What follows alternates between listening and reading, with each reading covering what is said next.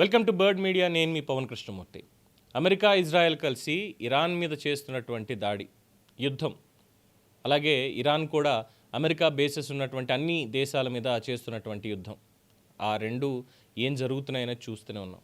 అయితే ఇక్కడ చైనా కానీ రష్యా కానీ ఎందుకు ఇందులో ఒక చేయి కలపడం లేదు, ఎందుకు ఒక స్టాండ్ తీసుకోవడం లేదు, ఇది ఒక ప్రశ్న వస్తుంటే, ఇక్కడ అమెరికా రష్యాపై నేరుగా దాడి ఎందుకు చెయ్యదు, ఇరాన్తో పాటు అటు రష్యాను కూడా దెబ్బ కొట్టేస్తే అయిపోతుంది కదా అని చెప్పి ఒక ప్రశ్న ఉత్పన్నం అవుతుంది.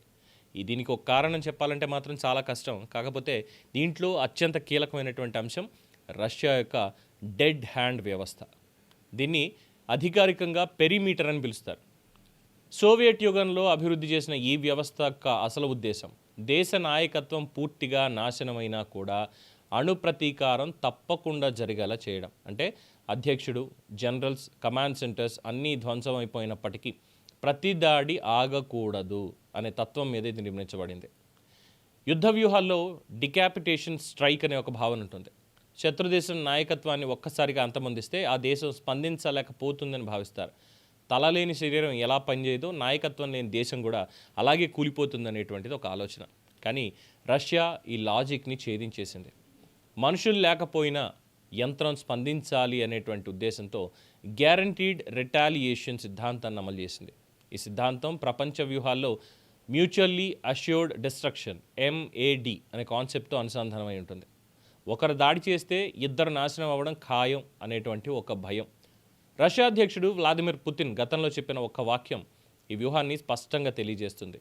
మేము లేని ప్రపంచం మాకు అవసరం లేదు. ఇది కేవలం రాజకీయ వ్యాఖ్య కానే కాదు, రష్యా అణు సిద్ధాంతానికి ప్రతిబింబించేటువంటి స్టేట్మెంట్. శత్రువు మమ్మల్ని పూర్తిగా తుడిచిపెట్టేసినప్పటికీ కూడా వారు కూడా అంతే అనుభవించాలి అనేటువంటి తత్వం. అందుకే ఈ పెరిమీటర్ వ్యవస్థని పూర్తిగా సెన్సార్ ఆధారితంగా రూపొందించారు.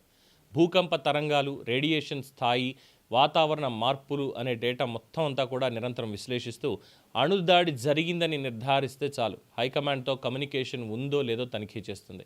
ఎలాంటి స్పందన రాకపోతే అది స్వయంచాలకంగా తదుపరి దశకి వెళుతుంది.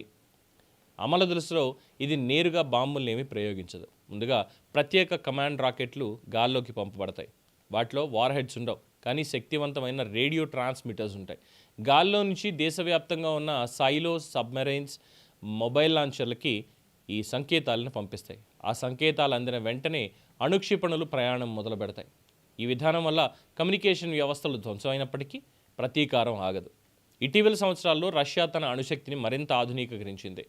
RS-28 సార్మాత్ వంటి భారీ ICBMలు, అలాగే అవాంగ్రాడ్ వంటి హైపర్సోనిక్ వ్యవస్థలు ఈ వ్యూహంలో భాగమని భావిస్తున్నారు.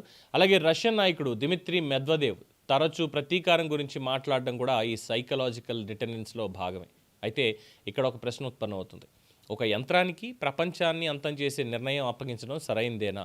సాంకేతిక లోపం వస్తే, సెన్సార్కి డేటా తప్పుగా అర్థమైతే, కోల్డ్ వార్ కాలంలో ఇలాంటి తప్పు అలర్ట్స్ వచ్చిన సందర్భాలు అనేక ఉన్నాయి. కానీ అప్పుడు మానవ నిర్ణయం యుద్ధాన్ని ఆపింది. పెరిమీటర్ వ్యవస్థలో కూడా పూర్తిగా ఆటోమేటిక్ అనే వాదన ఉన్నప్పటికీ చివరిగా కొన్ని మానవ నిర్ధారణ దశలు కూడా ఉంటాయని విశ్లేషకులు చెప్తూ ఉంటారు. మొత్తంగా చూస్తే అమెరికా రష్యాపై నేరుగా దాడి చేయకపోవడానికి కారణం కేవలం ఒక యంత్రం కాదు, అది పరస్పర అణు నిరోధక శక్తి, వ్యూహాత్మక సమతుల్యత మరియు ప్రపంచ నాశన భయం. డెడ్ హ్యాండ్ వ్యవస్థ ఈ భయాన్ని మరింత బలపరుస్తుంది. అణుయుద్ధంలో గెలుపు అనే మాట ఉండదు. దాడి చేసిన వారు, ఎదుర్కొన్నవారు ఇద్దరు భూగోళానికి మిగిలేది బూడిద మాత్రమే అన్న సందేశాన్ని ఇది గుర్తు చేస్తుంది. అందుకే సమాధుల్లోంచి సైతం లేచొచ్చి ఎక్కడ అమెరికాని నాశనం చేస్తుందో రష్యా అనేటువంటి ఒక భయంతో రష్యా మీద అమెరికా ఎప్పుడూ డైరెక్ట్గా యుద్ధానికి వెళ్ళలేదు అనేది మాత్రం సుస్పష్టం. ఒక రకంగా చెప్పాలంటే ప్రపంచానికి ఇది ఒక భయమే. రష్యా జోలికి వెళ్తే ఏమవుతుంది, రష్యా నాశనం చేస్తే ఏమవుతుంది అంటే ప్రపంచం నాశనం అయిపోతుంది. That's what Vladimir Putin said. మేము లేని ప్రపంచం మాకెందుకు, మాకు అవసరం లేదు అని. దీని మీద మీ అభిప్రాయం తెలియచేయండి. చూస్తూనే ఉండండి ది బర్డ్ మీడియా.